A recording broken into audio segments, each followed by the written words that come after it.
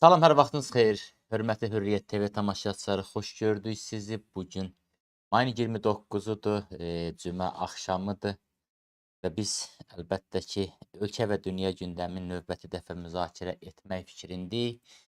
Çox sıx gündəm var, maraqlı gündəm var ki, biz də hər gün ən azı çalışırıq hadisələrin nəbzini birlikdə tuta bilək. Bugün Hürriyyət TV-nin qonağı siyasi şərhçi Teymur Qasımlıdır. Teymur bəy, xoş gördük sizi. Bir xeyli fasilədən sonra nəhayət ki, studiyamıza qonaq gəlmisiniz. Mahir bəy, xoş gördük. Dəvəti üçün çox təşəkkür edirəm.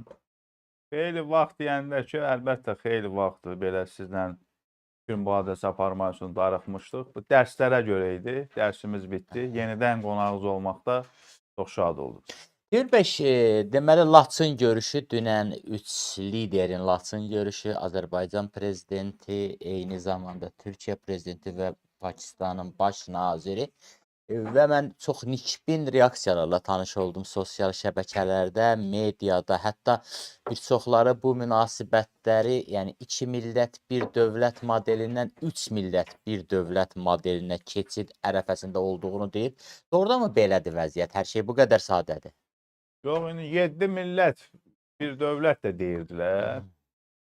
Bu 3 millət bir dövlət modelini əlbəttə elmi cəhətdən görəndə Pakistan və digərləri bizim millətimizlə, dövlətimiz, etnik baxımından uyğun gəlməsəkdə, amma ümumi mənəvi cəhətdən bir müsəlman olaraq uyğun gəlirik.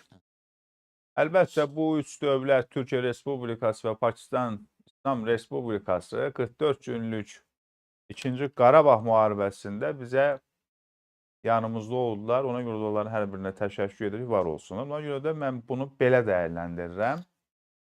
Və bilirsiniz ki, Pakistanın bura gəlməyinin də bir məsələ, Pakistan dövlətinin rəhbərinin gəlməyinin də əsas məqsədlərindən biri, bilirsiniz, Hindistan-Pakistan münaqişəsi olmuşdu. Dəstək olan ölkələrə təşəkkür idi. Amma bunun yerində olmaq düzgün və bir mesaj kimi qəbul etmək Hətta olar. bir qədər bəlkə Pakistanı cəlb edib Türk dövlətləri təşkilatına da gətirmək olar.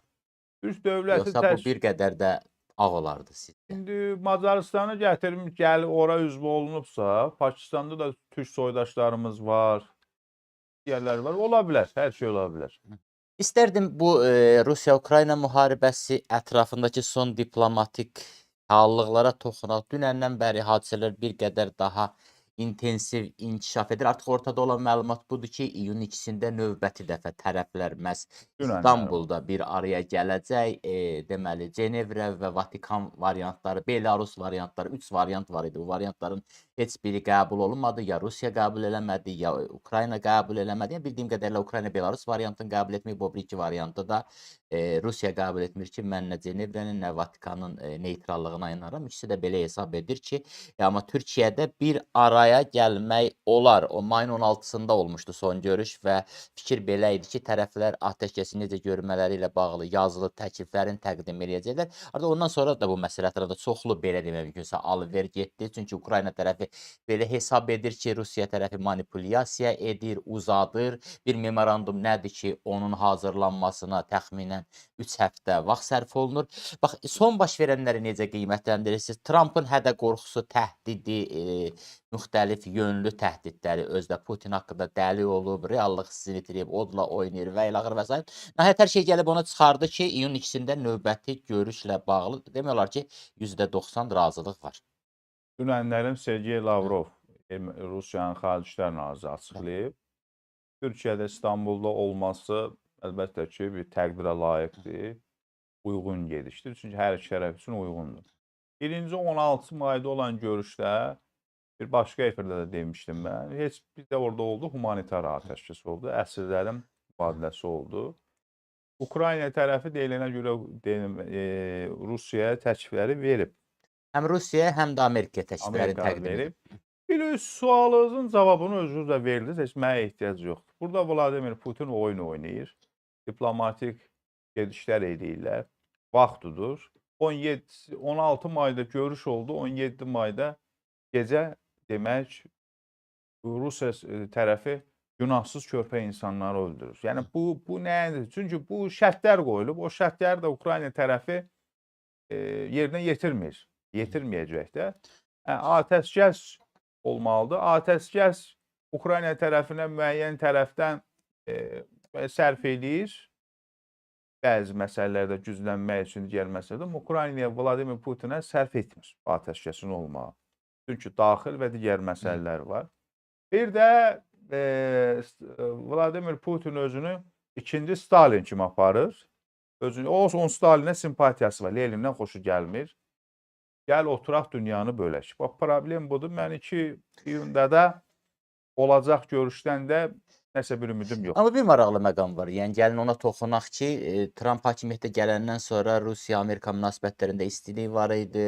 Putin Trampı dostu adlandırırdı, Tramp Putini dostu adlandırırdı. Amma son günlər münasibətlər nədənsə pozulub və artıq Rusiya tərəfi məsələni belə qoyur ki, biz Ukrayna ilə danışıqlara, görüşməyə hazırıq İstanbulda, lakin Amerika oturmamalıdır danışıqlar masasına. Yəqin bu tələbdən də xəbəriniz var. O Riyadda idi. Və nə oldu? Sən Riyadda Amerikanın masada oturmağına razılıq verdin. Amma indi razı Ukraynanı deyiləm. masadan çıxartdı. İndi Ukrayna dövləti yenidən masaya qayıdıb görüşmələrə və İstanbulda. Yenə deyirəm, diplomatik oyun gedir. Amma burada oyun oynayır. Qaldı ki, Netanyahu-la Trump da dost idilər. Bir-birinə qardaşım, dostum deyirlər. Bilirsiniz, Trumpla Netanyahu-nun indi arası çox möhkəm deyil. Ona görə də bunun dostumdur, bu yaxşı, bu fikirləri biraz siyasətdə, beynəlxalq münasibətlərdə, dövlətlər arasında biraz popülist halına gəlib cümlə fikir. Ona görə də mən bunda heç bir şey görmürəm. Burada Vladimir Putin Rusiya oyun oynayır. Məsəl üçün, İstanbula gəlmədi Putin. O Trump gələcəkdi. Zelenskinin Allah müəyyən məsələdə gəldi, amma bu şərtlər qəbul olunmadığına görə, digər məsələlərə görə. Ona görə də Amerikasız indi masada otursun və yaxud da nə olsun, istəyir Amerikasız, istəyir Amerikalı. Burada bu danışıqlarda heç bir nəticə çıxıcı yoxdur. Ən pis hal ola bilər atəşkəs, bu da Yəni dolayısıyla demək istəyirsiniz ki, iyun 2-si görüşü də nəticəsiz bitəcək. Ola bilər yenə humanitar hansısa humanitar təşəbbüs razılaşdırılsın. və yaxud da nəyisə bir məsələlərdə ola bilər. Vladimir Putin yaxşı bilir ki, atəşkəs onun ziyanınadır, Ukraynanın xeyrinədir. Deməli, Ukrayna tərəfi israr edir ki, biz artıq İstanbul görüşünə qədər şərtləri göstərin bizə, nə istəyirsiniz bizdən, memorandumu təqdim edin, sülh memorandumunu. Rusiya tərəfinin mövqeyi isə daha çox ondan ibarət ki, yox, gələrsiz İstanbulda görərsiniz. Yəni burada prinsipial fərq nədir? Yəni Rusiya Ukraynanı hazırlıqsız yaxalamaq istəyir. Yəni torbada pişik kimi təqdim eləmək istəyir bu 16 təklifləri. maya kim gəlmişdi görüşə Rusiya tərəfindən? Başçısı Medinski nümayəndə heyəti. Ukrayna tərəfindən yüksək tərəfli nümayəndələr gəlmişdi. O daha göstərir ki, Rusiya oyun oynayır. Qaldı ki, şərtlərinizi verin, deyib də şərtlərinizi. Burada nəsə icad eləmək ehtiyac yoxdur ki. Krım xaric tutulan əraziləri qəbul elə. Vəssalam. Təkcə onlar, bundan da NATO ibarət məsələsi, deyil. Daha çətin orada şərtlər var.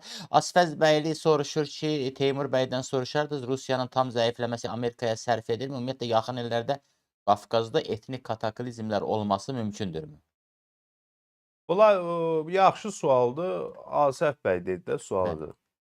Vladimir Putini dəyişmək istəyir Amerika Birləşmiş Ştatları Biden administrasiyasında. Rusiyanın zəifləməyə deyəndə ki, Asəf bəy, Rusiya olsa bir zəif bir dövlətdir. Dünya iqtisadiyyatında bir balacadır. Təsəvvür edin, Çinin Amerikadakı bankı var. Çin adda belə gedir. O bankın kapitalı, pul dövriyyəsi Rusiya Federasiyasından 3 dəfə çoxdur. Yəni ona görə də zəif bir dövlətdir.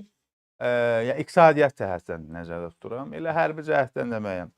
Qaldı Qafqazda etnik katalizatorların, kataklizmlərin baş verməsi məsələsinə gəldikdə isə Rusiya Federasiyası bu Qafqazda olduğu müddətdə hər an hər hadisə baş verə bilər və vermə ehtimalı da var. Amma hələlik Cənubi Qafqaz ölkələrinin içində Azərbaycan, Gürcüstan, Ermənistan arasında sakitçilikdir. İndi arasında Çeçenistanla Dağıstan, Çeçenistan, İnguşet arasında müəyyən bir mühadilələr olur, anlaşılmazlıqlar. Siz şərtlərdən danışdınız. Mən şərtləri sadəcə qısaca belə xatırladım ki, Putin yazılı öhdəlik istəyir qərb dövlətlərindən ki, NATO bundan sonra şərqə doğru O genişlənməyəcək. heç də onu deyil. Ondan başqa Ukrayna, Gürcüstan və Moldova NATO-ya üzv olmayacaq. Bundan başqa Ukrayna neytral status daşımalıdır. Qərbin bəzi sanksiyaları Rusiyaya münasibətdə aradan qaldırılmalıdır. Rusiyanın dondurulmuş aktivlərinin məsələsi həll olunmalıdır. Ukraynada yaşayan rus dilli əhali müdafiə olunmalıdır. Eyni zamanda yazılı öhdəlik götürməlidir. Ukrayna tərəfi ki, Donetsk, Luqansk, Zaporojye və Xerson vilayətləri də Kiyevin, Moskvanın, Rusiyanın nəzarəti altına keçir. Halbuki bu ərazilər belə hələ tam işğal olunmayıb. Mən Bu də tam niyə kapitulyasiya şərtləridir. tam kapitulyasiya şərtləri dəyəri vaxtınızı alıb yoxdur. Yəni onu bilirdiniz. İndi də demirəm ki, Bir daha xatırladıram ki, yəni bu Hə, təşəkkür bagajla, bu torbadakı pişik deyərkən mən bu təklifləri Zelenskinin nəzərdə yerinə, tuturam. Ukraynanın yerinə siz olun, qəbul edərsiniz. Yox, etmərəm, amma Mən o etmərəmsə bu yazılı görüşə niyə gedirəm? Ukrayna tərəfi düşünür ki, atəşkəs bəlkə qazandı. Cəbhə məsələsində bir ehtiyatlanmaq, güclənmək üçün bir nəsə bir çünki Rusiya çox amansızlıq eləyir. Çox körpə-günahsız insanlar öldürür. Gecə insanları, yaşlı və s. elə axır. Ukraynanın ehtiyat məsələsi. Ona görə deyir, bəlkə atəşkəs nail olum, güclənim, hərbi strateji problemlərimi həll edim. Bu nöqteyi nəzərdən götürülür. Sanksiyaları götürsə atəşkəs ola bilərmi? Ukrayna bu tərəfdən Gürcüstan, Rusiya güclənəcək. Olsa onu Riyad görüşündə də deyib, digər tərəflərdə də deyib. Bu həmişə də deyil. Yəni siz Ukraynanın atəşkəsə nail olmaqla bağlı bu, yəni mövqeyi var. Yəni necə olur olsun atəşkəs olsun. Bunun altında bir səmimi istək var. Heç şübhəsiz ki, günahsız insanlar ölməsin. Bu Bəli. təbii ki, amma digər bir tərəfdən həm də açıq deyək, bir hərbi cəhətdən güclənmək istəyi var. Vəssalam. Düz tutun. Yəni Rusiya inanmamaqda müəyyən mənada haqlıdır. Rusiyada indi o Kəşfiyyatı var, görür də. öyrənir, görür ki, nə gəlir, nə gedir. Bəli. Və bu arada deməli Ukrayna prezidenti Zelenskinin Almaniya səfəri faktiki yarımçıq qaldı. Dünən Çünki cəmi 11 saat sürdü. Halbuki başqa bir Ursula von der Leyenə mükafat təqdim olunmalı idi. Avropa Komissiyasının sədri ayəndə bir mərasim olmalı idi. Onda da iştirak etmədi və bu məsələ belirsiz Rusiyanın azğınlığından danışdınız. Belə izah olunur ki, artıq Sumsk vilayəti ilə həmsərhəd 50 min Rusiyalı hərbçi cəmləşir və daha güclü, daha amansız bir hücuma hazırlaşır Ukrayna ərazisinə. Bəli. Çünki Kursku 9 maydan sonra getdi, aldı, elan elədi. Yəni bilirsiniz Mahir bəy, 50 min, 100 min, 200 min fərq eləmir. Yəni əzib Ukraynanı o sizin dediyiniz o kapitulyasiyaya imzalatmaq istəyir. Məsələ budur. Ukrayna tərəfi də bunu anlaşır. İndi Ukrayna ümumiyyətlə o yazılı bəyanat var. O məsələni gündəmdən çıxartmalıdır. O yazılı bəyanat kim buna mənə öhdəlik verməlidir, nə eləməlidir? Tək Ukraynadan da istəmir öhdəliyi. Putin həm də qərb dövlətlərindən öhdəlik istəyir. Siz özünüz 94-cü ildə Budapeştdə verdiniz də, elə özünü işğal edirsən. O məsələləri ümumiyyətlə çıxartmaq lazımdır. Türkiyə dövləti indi arasında müəyyən fikirlər bildirir, biz yazılı bəyanata vermə bilərik və s. və ilə axır. Ukrayna nə olsa NATO-ya üzv eləmirdilər də. Bu Merkelin xatirələri də yayımlanıb Alman dilində.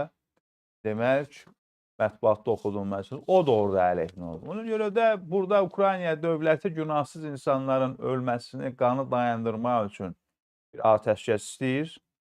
Özləri də tez-tez publik deyirlər bizim Azərbaycan-Ermənistan 1994 Bişkeş atəşkəsinə oxşayar bir şey istəyirlər. Sonra güclənib almaq. Rusiya da bunu bilir, görür, sizin sözünə qüvvət o oyunu. Rusiya oyun oynayır Vladimir Putin.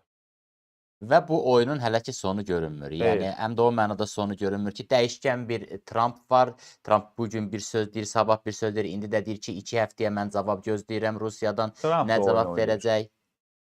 Trumpın oyunu daha sonra biznes üzərində qurulub, yoxsa bəzi məqamlarda vurğulandığı kimi Putinlə birgə dünyanı bölmək üzərində qurulub. Bölmək uğrunda.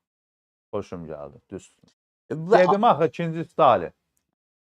Roosevelt, Stalin, Churchill'süz bölmək istədilər. Churchill gəldi, oyuna daxil oldu.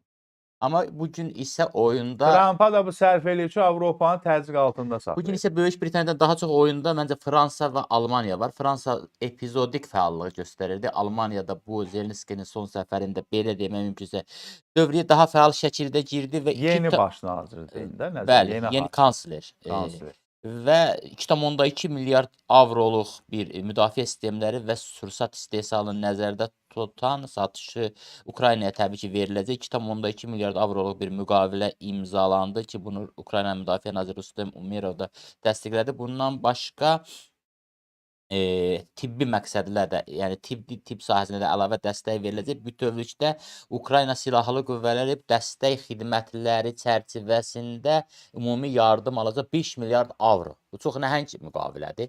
Mənə elə gəlir nəhəng müqavilədir və Rusiyanı da özündən çıxaran, çılğınlaşdıran, hətta o dərəcədə ki, Lavrov deyir ki, Almaniyanın siyasətçiləri, yeni nəsil siyasətçiləri biraz ağıllanmalıdırlar, ölkəni növbəti dəfə iflasa aparırlar. Almaniyada Ukrayna müharibəsinə görə, Rusiya-Ukrayna müharibəsinə görə koalisiya pozuldu. Scholz məğlub oldu. Scholz çalışırdı neytral qalsın. Amma Rusiya arzulayırdı ki, fərqli bir hal olacaq, fərqli bir hakimiyyət olacaq. Amma Merz qalib gəldi. Özünün pul verdiyi alternativ Almaniya partiyası, sosialistlər müəyyən uğur qazana bilmədilər. Düzdür, o alternativ Almaniya uğur səsini müəyyən günü-gündən hər gün artırır, müəyyən bir uğuru var. Merzin müstəqil Almaniya tərəfdarıdır. Avropadan Amerikanın asıllığını, hərbi cəhətdən asıllığını demək, azad olmasını istəyir və o cümlədən də Almaniyanın. İndi bu nə qədər uğurlu olacaq? Çünki Merz Almaniya tarixində ilk baş naziri oldu ki, birinci turda seçilənmədi də, bilirsiniz. İkinci turda seçildi, kansler, Bundestagdan. Ona görə də bunu zaman yaşayıb görəcək. Bir də o pulları deyirsiniz, yardımlarında onları da hissə verilir. Tam verilmir. Amma verilir. Bəli, bu məsələ var. Tarixi boyu həmişə Almaniya Bismarck kimi, Rusiyada elə çalışıb Almaniyanı neytral saxlasın. Bismarck'ın da siyasəti olub ki, Rusiyanı neytral saxlasın. Çünki Almaniyanın birləşməsində o neytrallıq çox böyük önəm olub. Bu bizə də aiddir. Almaniyanı biz də neytral saxlamalıyıq müəyyən bir mənada. Ona görə də yaşayıb görəcəyik. Və burada Marco Rubio'nun sözü var. Yəni Amerika Birləşmiş Ştatlarının dövlət katibi ki, Vladimir Putin daha doğrusu Kit Kellogg'un belə bir sözü var. Vladimir Putin həm işğalçı müharibəni davam etdirmək, həm də Vladimir Putinlə dostluq etmək istəyir. İkisi bir arada mümkün deyil. Putin bu variantlardan birini seçməlidir. Doğrudanmı belədir reallıq? Hələ yəni müharibə aparaq. Düzdür, o dostluğu Xalq Respublikasının prezidenti sədri ilə də aparır. Hindistanın baş naziri Modi cənabları ilə də aparır. Amma bir də deyir ki, dostluq yaxşı, amma bu müharibəni də dayandır. Ona görə də mənə elə gəlir ki, Vladimir Putin Rusiyanın müəyyən nüfuzdan düşmüş imicini bərpa etmək üçün bu diplomatik demək oyunlara gedir, aparılır. İndi dostluq, müharibə bu məsələ var. Qaldı Fransa məsələsinə. Fransa son zamanlarda da aktiv işlər görür və Suriya məsələsində və digərlərində. Ona görə də zamandan görəcəm. Yəqin ki, bu ilin axırına kimi də bu atəşkəs olmasa bu müharibə davam edəcək. Asfəzbəyli bugün sizə daha bir sual ünvanlayıb. Friedman Milton 60-cı illərdə yazırdı ki, iqtisadi azadlıqlar siyasi azadlıqların genişləndirilməsi ilə nəticələnir. Sizdə bizim hakimiyyət gözlənilməz iqtisadi inflyasiya senarisinə hazırdırmı? Bunu iqtisadçılar cavab verə bilər, amma mən bir şey bilirəm ki, Asif bəy, bu hal-hazırki dünyada baş verən proseslərdə, Rusiya-Ukrayna müharibəsi, iqtisadi və s. Azərbaycan dövlətini idarə edən insanlar Azərbaycan daxilində problemləri islahatlara aparmalıdır. Gör bəy, Dmitri Medvedevin növbəti dəfə 3-cü Dünya müharibəsinin mümkünlüyü ilə bağlı hədəsi oldu. Təbii ki, indi artıq bunlar ciddi qəbul olunmur ki, elə həmin Kit Kellogg da bunu uğursuz və məsuliyyətsiz adlandırdı və Rusiya kimi dünya səviyyəli bir dövlətə yaraşmadığını, belə bir davranışın olduğunu dedi. Eyni zamanda Trampı Rusiya üçün şans saydı və belə hesab edir ki, Kreml bu şansı dəyərləndirməlidir. Baxın, Rusiya bir addım da geri çəkilmir. Düzdür, Trampın ünvanına o qədər pis tənqidlər hələ səsləndirmirlər. Görünür ki, müəyyən o sədləri qoruyurlar. Fikirləşirlər ki, hər halda Tramp Biden deyil, hələ bunu təhdid eləmək olmaz, tənqid eləməyə dəyməz. Bununla belə, baxın, bu iki yəni dövlətin indi son vaxtlardakı münasibətləri və Ukrayna üzərindən yenidən gərginləşmək ehtimalı varmı sizcə? Tramp həqiqətən günlərin birində səbir kasası dolacaqmı? Məncə yox. Çünki Tramp ictimaiyyətə Amerika seçkisinə söz verib ki, Amerikan əsgəri heç bir mühazirəyə qoşulmayacaq. Dünənlərimdə West Point, dünən yoxsa ayın çıxışında da deyib, biz getdik orada, burada demokratiya adı altında yəqin İraqı nəzərdə tutur, Əfqanistanı nəzərdə tutur. Sanksiyalar davam edəcək, ola bilər. Səbir kasası deyəndə, əlbəttə biz sizlə bu neçə ildir deyirik, birlikdə ilə digərlər, qonaqlar və s. Bu müharibəni kimsə qoşulmalıdır bu taleyi dəyişilməsi üçün. Amma buna da heç kimin nə qoşulmağa, nə həvəsi, nə istəyi var. Hə, ola bilər. Amerika Birləşmiş Ştatları Trump'ın dediyiniz kimi Ukraynaya, Kiyevə yardımların sayını artırar, dəstək olar. Mən çox üzüldüm. Gene F-16'nın birini vurub Rusiya tərəfi.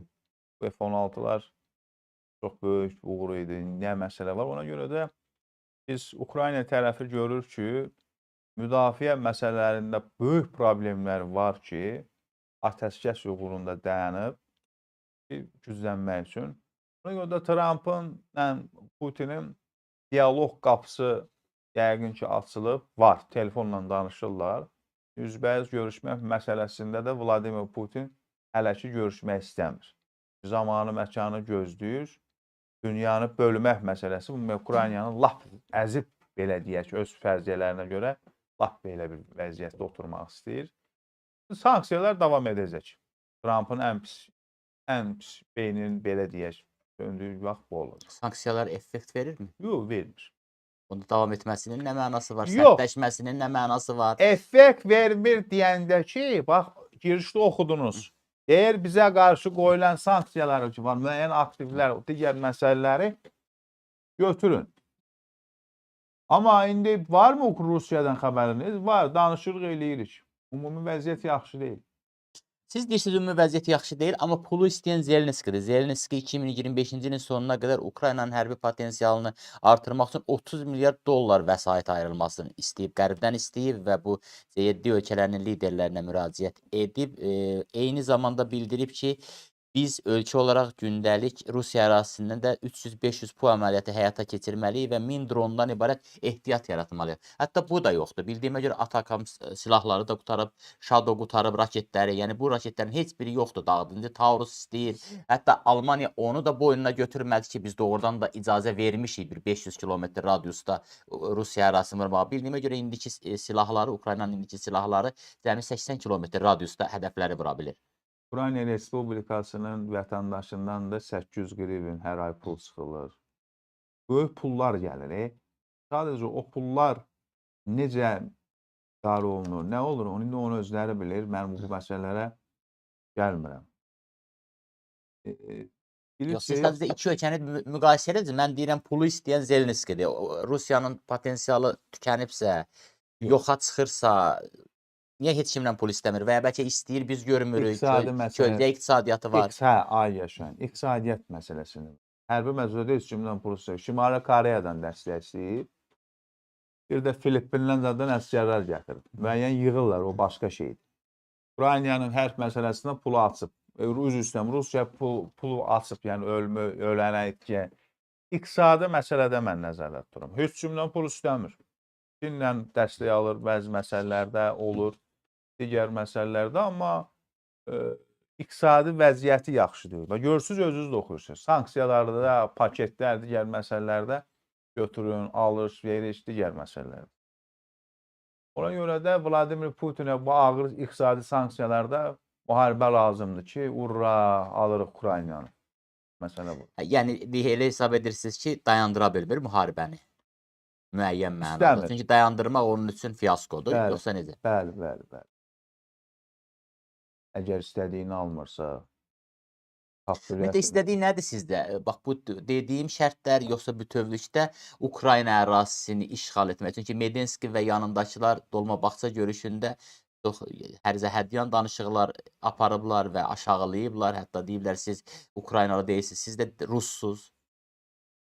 elə o görüşdə Medinskinin danışmağı deməyi elə hər şeyə göstərdi də. İndi bölməkdən danışırlar Ukraynanı. Bu biraz çətin məsələdir. Niyə Qərbi Almaniya, Şərqi Almaniya modeli tətbiq oluna bilməzmi Henry Ukraynada? Kissingerdə, hə. Polşanı da qatırlar bura. Ona görə də əsas mənə elə gəlir məqsəd bəlkə Ukrayna dövləti Krımı dırnaqarası işğalın qəbul olunsa vəziyyət dəyişə bilər elə. Amma əsas məqsəd bundan ibarətdir ki, bu əraziləri qəbullan, Krımın işğalını qəbul et. Bu NATO, digər məsələlər sonraki məsələlərdir. Olsa bu vəziyyətdə heç kim Ukraynanı NATOya da götürməyəcək. Ukraynaya çox təəssüflər olsun ki, bu ağır vəziyyətdə də ölkə içində korrupsiya digər məsələlər var. Teymur bəy, biz əslində girişdə toxunduq. Türkiyə prezidenti Rəcəb Tayyib Ərdoğan növbəti dəfə Azərbaycana gəldi, dostluq, qardaşlıq mesajları verdi. Hətta Səməd Vurğunun Azərbaycan şeirində səsləndirdi. 2 bənd səhv eləmirəmsə, 2 bəndi səsləndirdi mən dünən qulaq asdığım qədər. Və sanki heç Şah İsmayıl Xətai ilə bağlı replika olmamışdı, heç nə olmamış kimi hamı davrandı. Gerçəklik belədirmi? İndi Səməd Vurğunun şeirini, Azərbaycan şeirini oxumaqda elə onun bir mesajıdır. Sizi bilmirəm, bu danışanları da bilmirəm. Mənim Şah İsmayıl məsələsi təəccüblü deyil Türkiyə cəmiyyəti üçün. Kimlər üçün təəccüblüdür, nə edirlər?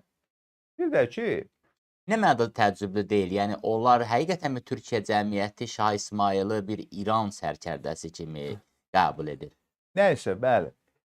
O məsələ mən indi orada oxuyan gör. Yəni mənim üçün bu təəccüblü deyildi. Bunu Azərbaycanda niyə gündəmə çıxıb? Bunu Rəcəb Tayyib Ərdoğan cənabları indi demir ki, bunun bu yol ideologiyası həmişə belə olur. Bunu qoyduq qırağa. Dövlətlərin dostu olmur. Dövlətlər elə məsələlər var ki, göz yumur, saxlayır. Ona görə də təbiidir Azərbaycan şeirini oxumaqda elə bir bunu idi.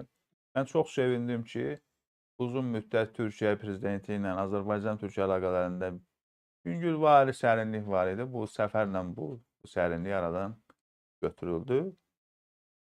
O Şah İsmayıl məsələsi ilə digər məsələlərdə əlbəttə ki, onların prizmasında, bizim prizmamızda fərqli-fərqli yanaşmalar. Niyə fərqlənir bu qədər Şah İsmayıl Xətaiyə münasibətdə?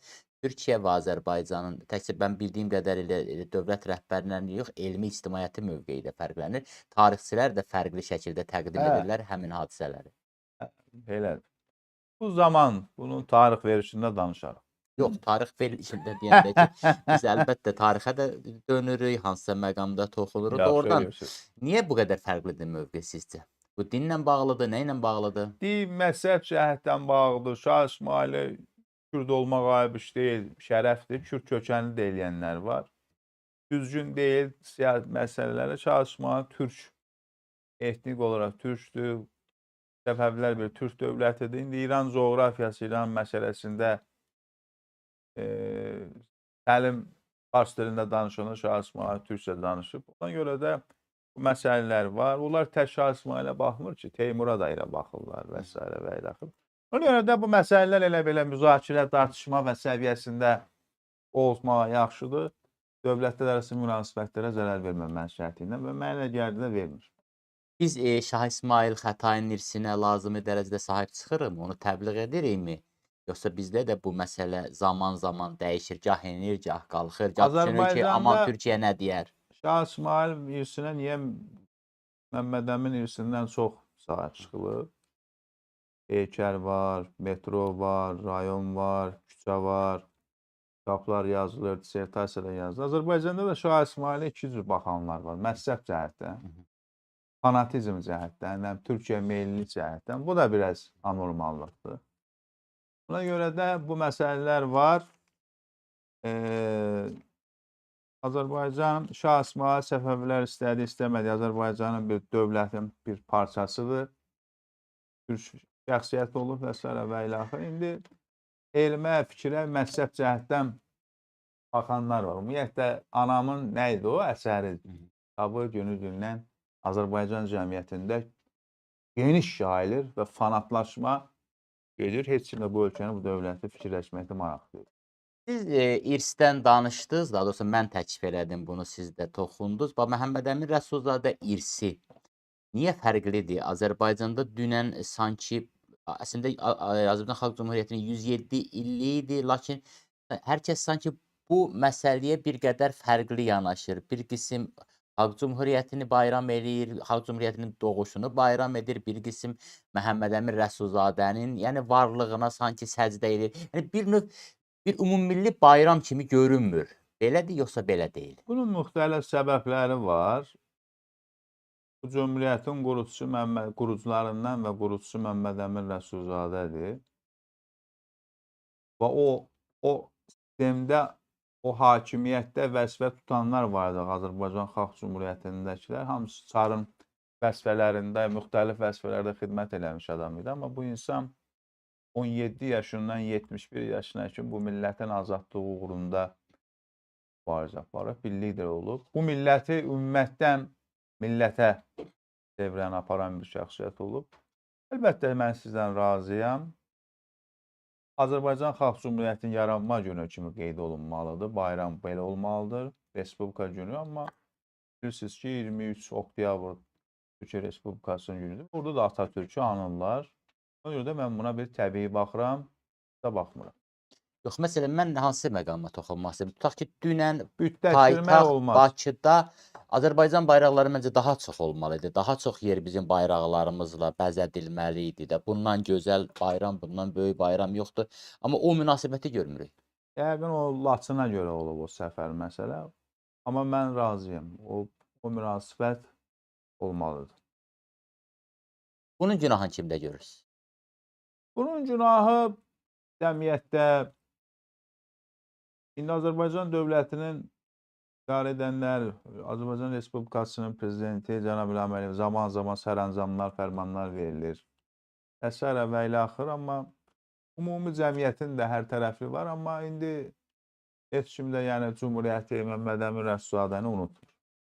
Temur bəy, bax siz necə hesab edirsiniz? Bu gün də əslində bilirsiniz də, yəni nə vaxt ki tarix ideologiyanın əsiri olur, yəni rejimlərin əsiri olur, hakimiyyətlərin əsiri olur, onda gerçək tarixi yazmaq həmişə çətinləşir və tarix təhriflərə məruz qalır. Ən azı Sovet dövrü bu bizə hər şeyi aydın göstərir. Sovet dövrünün tarixin necə yazılması, bizim başımıza gələn faciələr. Bu gün də Azərbaycan tarixçiliyi ideologiyanın, siyasi kursun əsridir, yoxsa hər şeyi düz yazır? Axır hansı dövr? Azərbaycan Xalq Cümhuriyyətindən qarşı Azərbaycanda fərqli mövqeydə olan insanlar var. Sizin də məndən yaxşı tanıdığınız son Cümhuriyyətdən müdafiə edib Cümhuriyyəti düşənlər var, təhqir eləyənlər var, nə Məhəmməd Əmin İrəvanı verib deyənlər və s. insanlar var. Amma nə fərqində olmayaraq bu 23 aylıq bu Cümhuriyyətimiz çox böyük işlər görüb, bu milləti tarix yaradıb. Tarixin zaman-zaman dövrləri ola bilər, siyasi yazılır, ola bilər Azərbaycan müasir tarixi və s. və ilə axır, amma tarix gec və tez, hər gec öz yerini tapır və tapacaq da. İndi siyasi, əlbəttə, nətər ki, müharibə siyasətin bir davamıdır. İndi tarix də digər məsələlər də budur, amma elm adamları var, yazırlar, pozurlar, fikirlərində deyirlər. Əlbəttə, siyasətdə, ümumiyyətlə, siyasət, idarə etmə siyasətində hər şey önəmlidir, hər şey vacibdir. Yaxşı, Məhəmməd Əmin Rəsulzadənin axıcı iqtidarının İrəvanı güzəştə getməkdən başqa bir yolu var idimi? Birincisi, AXC Məhəmməd Əmin Rəsulzadə o İrəvan güzəştə gediləndə burada olmuyor. Onu imzalayan adamlar olub, baş nazir Xoysk olub. Ermənistan dövləti Türkiyə ərazisində yaradılacaq. İndi diplomatik oyunlar getdi və s. və ilaxır verildi. Dəstək edildi.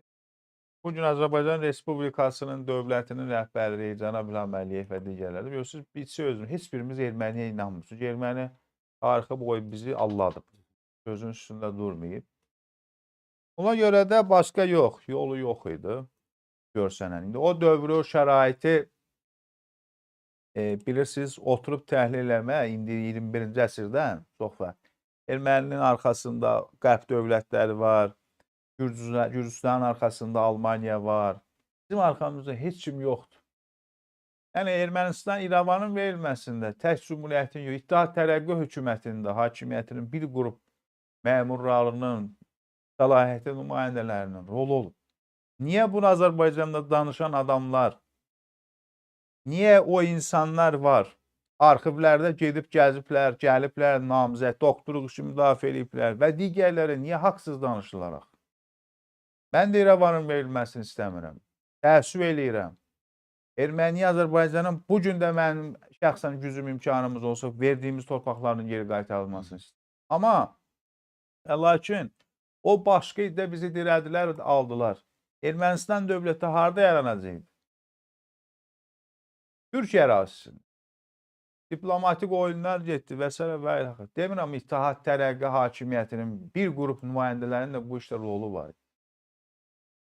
İndi zaman-zaman Məmməd Əmin bəyin deyirlər fikrini ki, güzəşt məsələsi olub, o fikirlər də deyilib. Amma bu indi, bu dövr o insanlar gücü nəyə çatıb, bunu heç nəyimiz yox idi bizim. Heç nəyimiz. Bakı işğal altında, Bakıda qan su yerinə gedir, müsəlman qadının qızına təcavüz uğurlayır, insanlar ölür. Neyniyək? Yəni, bu məsələlər var. Ona görə də məsələlərə düzgün baxmaq lazım. Əlbəttə, İrəvanın verilməsi, İrəvanın bizim alınması çox acıdır. Niyə Dərbəndi demirlər və sonra? Niyə Nəriman Nərimanovu bugün bizim apardığımız Zəngəzuru demirlər? Niyə Cumhuriyyəti deyirsiniz yaxşı? Niyə Nərimanovu da demirsiniz? Və Nikol Paşinyan dünən 29.000 kvadrat kilometrin olmasını, hazırda ölkəsinin ərazisinin olması böyük uğur kimi qiymətləndirdi. Mənə elə ki, o da çox gözəl başa düşür ki, tarixi Ermənistan cəmi 9.000 kvadrat kilometrlik bir ərazidə olub və Ararat Respublikası olub, səhv eləmirəmsə. Bu 20.000 kvadrat kilometr isə bizdən alınan torpaqlardır və belə hesab edir ki, doğrudan da əslində bu yaxşıdır da. Yəni 20.000 əlavə torpaq götürüblər və bunu böyük uğur kimi qiymətləndirirlər. Həm də düşünür ki, nə vaxtsa bu da əldən gedər. Bu Paşinyanın son zamanlar Koçaryana, Sarkısyana qarşı çox sərt sözləri var. Hətta birinə dedi ki, sizi biz gəlin debata sizi məhv edərəm. Çünki bu adamlar, bu Ermənistanın xəstəliyə, bu digərləri də erməniləri oyuncaq kimi tarixi boyu istifadə olunublar. Və istifadə oluna da bu vəziyyətə gəlib çıxıb. Paşinyan danışır, çıxış edir, deyir. Ermənistan cəmiyyətini, xalqını inandırır ki, bizim başqa yolumuz yoxdur. Bu 29.000 kvadrat kilometrə biz sahib çıxmalıyıq. İnkişaf yolu getmək istəyirik. Ona görə də Nikol Paşinyan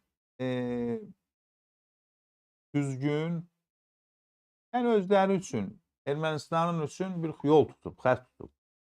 Bugün də Nikol Paşinyanın Ermənistanda iqtidarda qalması Azərbaycan dövlətinin milli maraqlarına erməni də olmasına baxmayaraq, düşmənimiz və inamsız bir erməni olmasına baxmayaraq yararlıdır, sərf edir.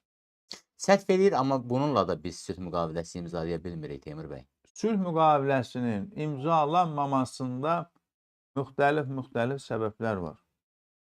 Sülh müqaviləsinin imzalanmamasında mən dövlətimizin haqlı mövqeyini və düzgün yerində dəstəkləyir. Çünki burada inamsızlıq məsələsi var. Azərbaycan ərazi bütövlüyünə qəsd var. Türkiyəyə qəsd var. Konstitusiyanı dəyişməyəcəm hələ ki. Konstitusiya hazırlığı gedir Ermənistanda, gizlin. digər məsələlər var. Ona görə də indi deyilənə görə Azərbaycan dövləti Qərbi Azərbaycanlıların bu son Tiranada görüşündə Paşinyanla müzakirə olunub. Qayıtması məsələsi, nə bilim, getmək, gəlmək. İndi bu nə dərəcədə uğurlu olacaq, nə qədər uğursuz olacaq, bunu zaman göstərəcək. Azərbaycanla Ermənistan arasında sülh müqaviləsi də imzalana bilər, amma bu sülh müqaviləsi hər zaman kağız üzərində qalacaq. Azərbaycan xalqı ilə ermənilər arasında heç vaxt dostluq, qardaşlıq, nə bilim, mahnısı bu gündən sonra olma ehtimalı sıfırdır. Elbə Ermənistanın sabiq müdafiə naziri Arşak Karapetyanın İzvestiyaya bir məlum müsahibəsi oldu. Düzdür, bizim Azərbaycanda daha çox adamları qıcıqlandıran həmin jurnalistin tez-tez artsaq ifadəsindən yararlanmasıdır. Ancaq orada sətiraltı məna o idi ki, mən belə təsəvvür, hamı daha çox bu variantın üzərindən dayanır ki, Rusiya pərdə arxasından Ermənistana mesaj verir ki, siz dirəniş göstərin Azərbaycanla mübarizədə. Siz belə bir son vaxtlar, istər Lavrovun səfəri olsun, istər başqa açıqlama olsun, belə bir tendensiya hiss edirsiniz, yoxsa ümumiyyətlə Rusiyanın vecinə də deyir ki, Azərbaycanla Ermənistanın münasibətləri hansı yerdədir, sülh müqaviləsini nə vaxt imzalayacaqlar, onsuz da biz Rusiyanın nəzarətindən kənarda artıq demək olar ki, bütün şərtləri razılaşdırmışıq. Lavrovun İrəvana səfəri bir teatr idi. Yalandan biz bu masada varıq və yoxuq, belə bir fikirlərdir.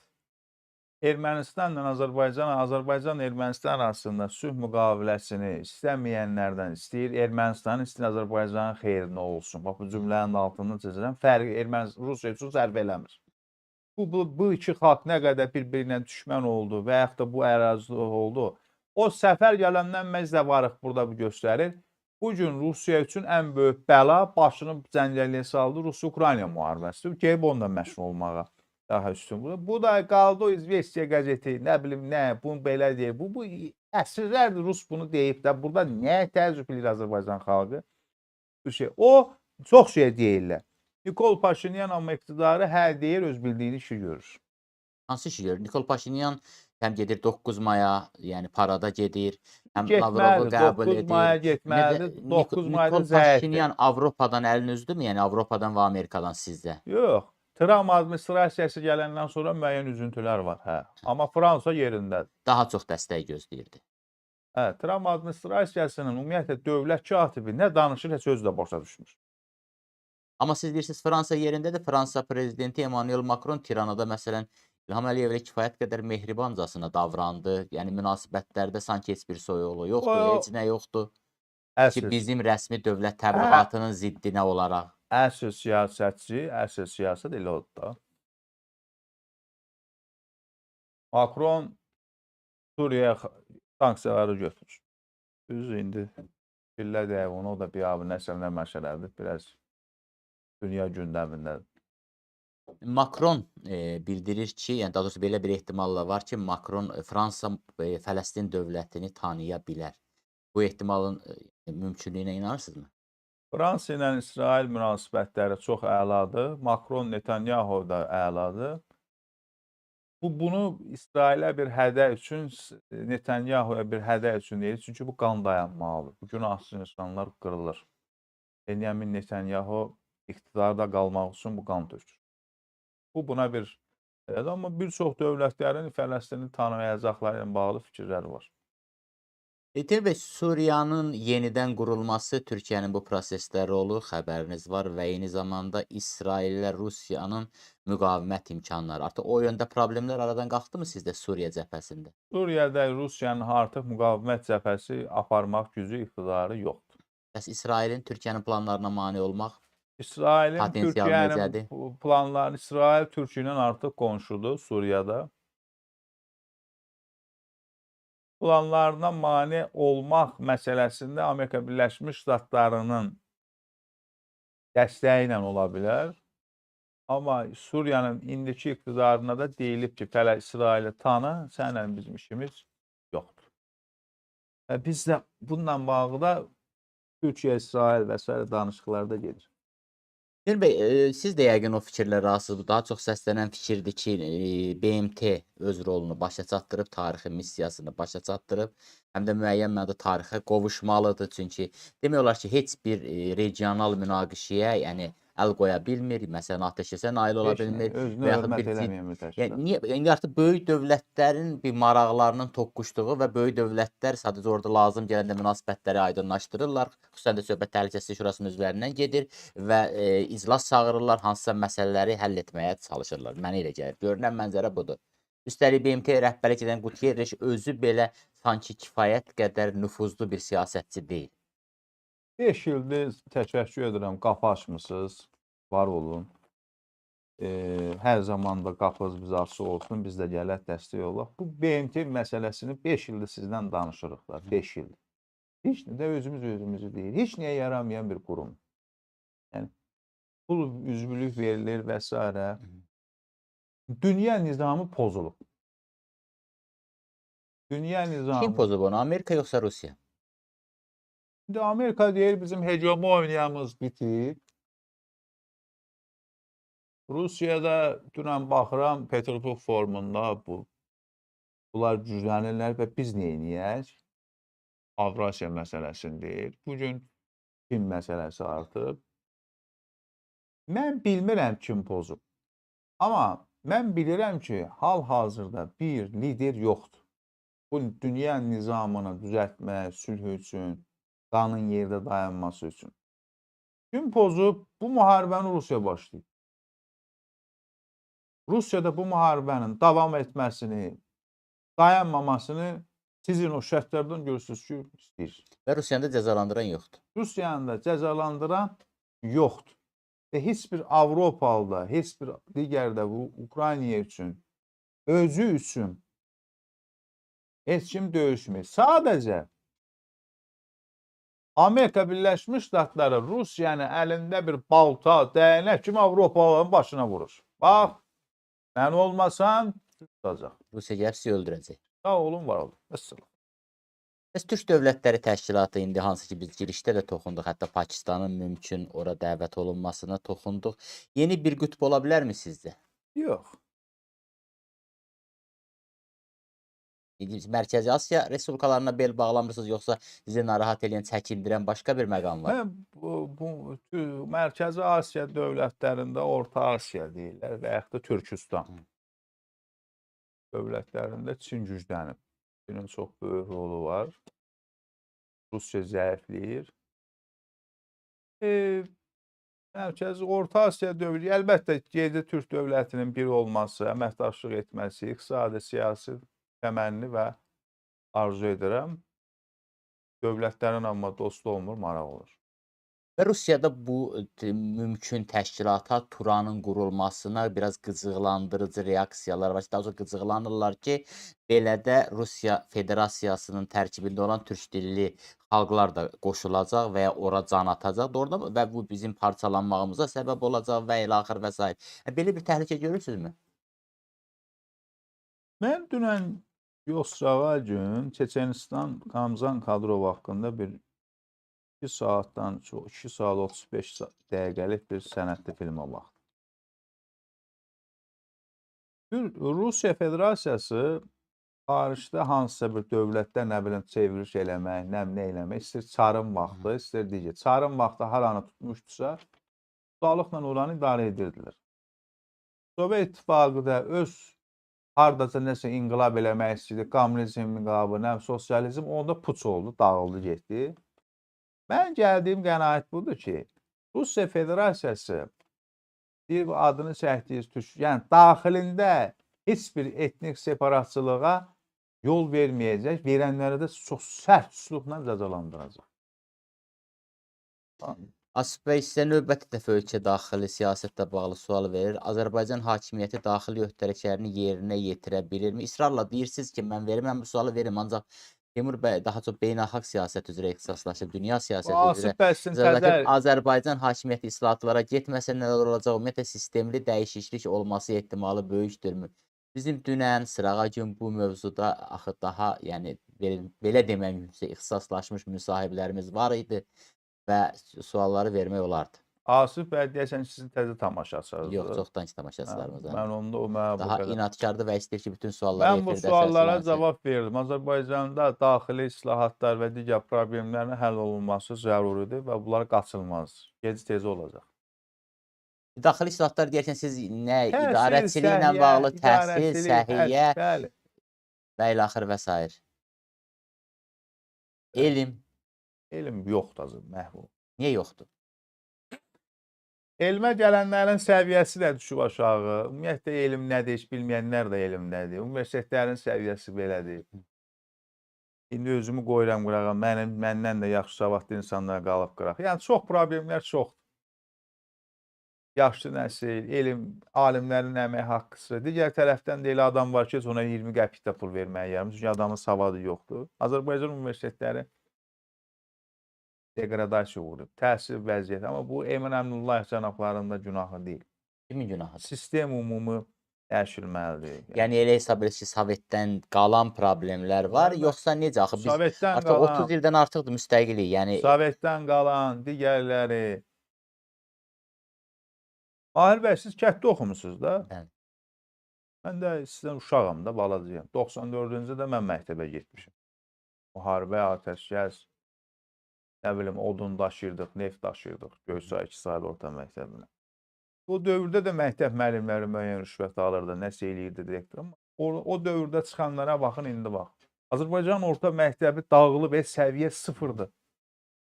Gələnlərə dəst keçirsən də, bax, gəliblər, biabırsı vəziyyətdir. sizdə niyə müəllim heç olmasa o aldığı dövlətdən aldığı maaşın müqabilində uşağa təhsil vermir? Ancaq ona can atır ki, repetitorluq institutu yaşasın, əlavə yanına gəlsin. Niyə? İstəyirsiniz inanın, istəyirsiniz inanmayın, özünüz bilərsiniz. Gedin araşdırın. Orta məktəb müəllimlərin əmək haqqı universitet müəllimlərindən çox alırlar. Mahir bəy, göz qabağındadır orta vəziyyət. Repetitor, ailə institutda dağılıb, ailələr uşaqları ilə maraqlanmır, bu riyaziyyat müəllimi buna gedir, musiqi. Əvvəllər ailələrin bu qədər xərci var idi. İndi hər uşaq deyir, bu müəllimin yanı, bu müəllimin yanı, bu müəllimin yanı. Bu sumkanı daşımaq mən görürsən. Nəysə, Azərbaycan elmi də, səhiyyəsi, təhsildə və s. və ilaxır.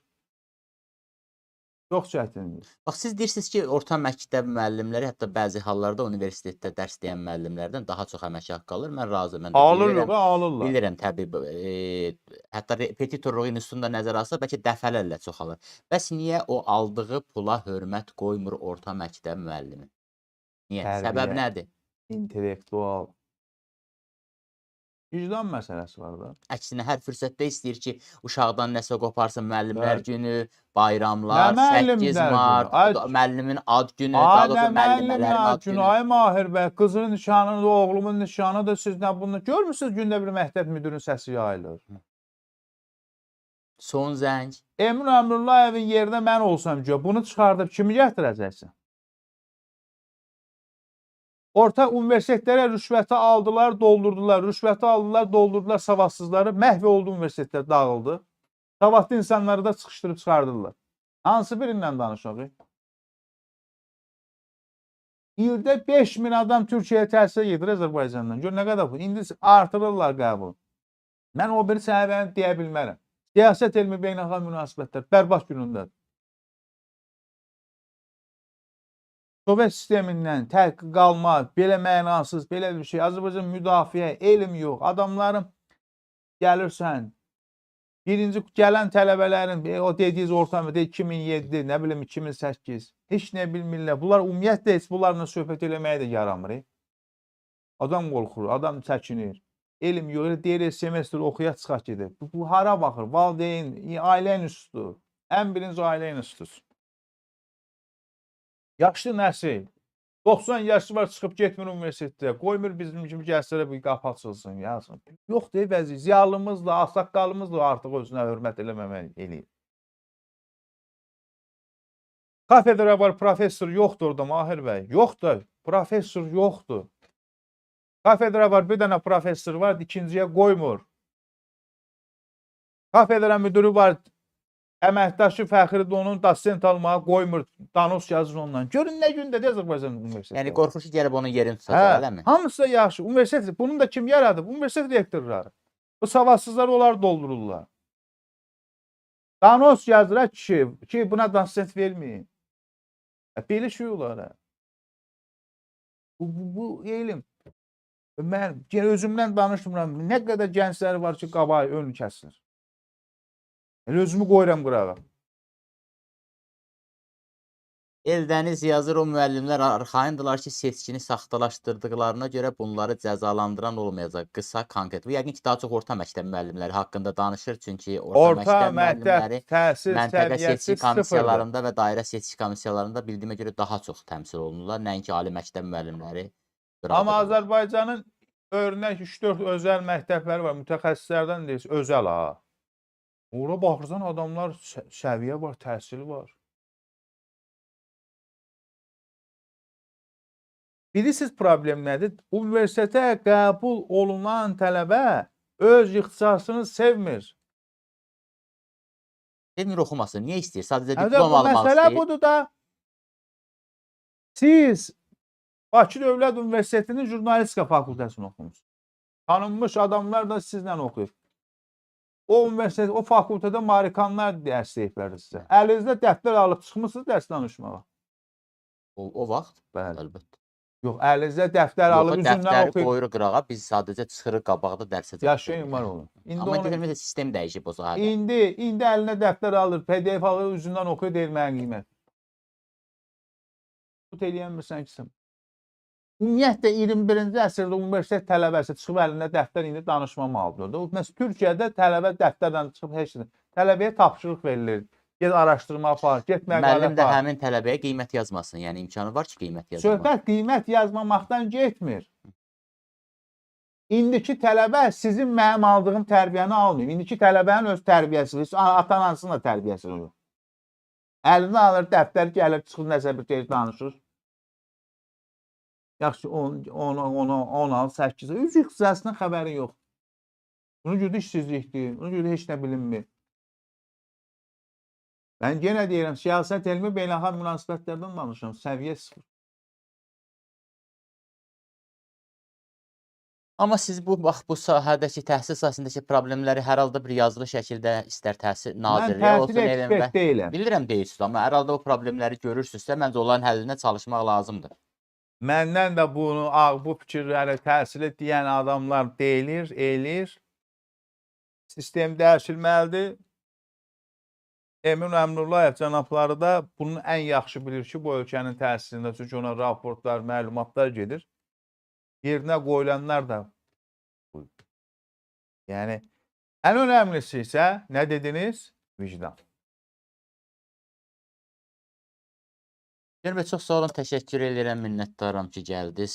Studiyamıza düzdür, söhbətimizin axırı daha çox təhsilin problemlərinə yönəldi, amma burada siz həm də universitetdə dərs deyən adam kimi yəqin ki, bu məsələləri daha aydın görürsünüz və problemləri hiss edirsiniz, necə deyərlər özlərinizdə. Ona görə də belə daha yanğılı şəkildə dilə gətirirsiniz. Təşəkkür edirəm, minnətdaram. Mən sizə təşəkkür edirəm. 1-2 aylıq ayrılıqdan sonra növbəti görüşümüzdə məncə maraqlı oldu, pis alınmadı. Diqqətiniz üçün təşəkkür edirəm. Siz də sağ olun, hörmətli Hürriyyət TV tamaşaçıları. Sabah görüşənə qədər.